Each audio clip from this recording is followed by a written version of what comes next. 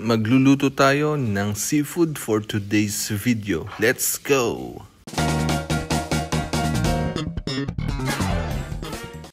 Unahin na nating i-prepare ang malalaking sugpo. Papupulahin lang natin sa isang maliit na kawali. At habang ginagawa natin to, nakasalang ang lobster ball sa mainit na tubig.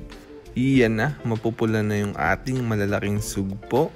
Mga 2 minutes lang, pwede na muna nating iset aside. Ilagay naman natin ngayon yung butter sa mainit na kawali at kapag tunaw na Cajun powder, ito yung magpapalasa. Megos lang natin mga pinsan hanggang mag-mix na ang butter at Cajun powder. Ang sunod naman ay ilalagay na natin ang sandamakmak na bawang. Mas marami nito, mas masarap. At i-megos ulit natin. Napakabango na nito guys.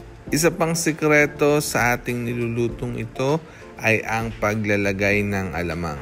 Optional lang naman to, pero kung meron kayo nito ay lagyan nyo para talaga namang inam. After 2 to 3 minutes, pwede na nating ilagay yung ating malalaking sugpo. Megos lang ulit para manuot ang lasa. After 1 minute, pwede na nating isunod ang ating lobster balls. Yon, diba? Napakasimple lang. Konting minuto na lang at ito'y ating matitikman.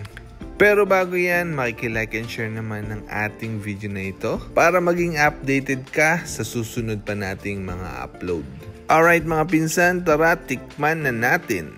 Ayan na guys, oh. Kita niyo, luto na, oh. Ito yung lobster ball. Tikman naman natin to bago yung main event, you know. Ayan, tikman natin. Harap! Ito naman. Ito yung pang main event natin. Yung sugpo yan. Nakita nyo? Ito nyo yan.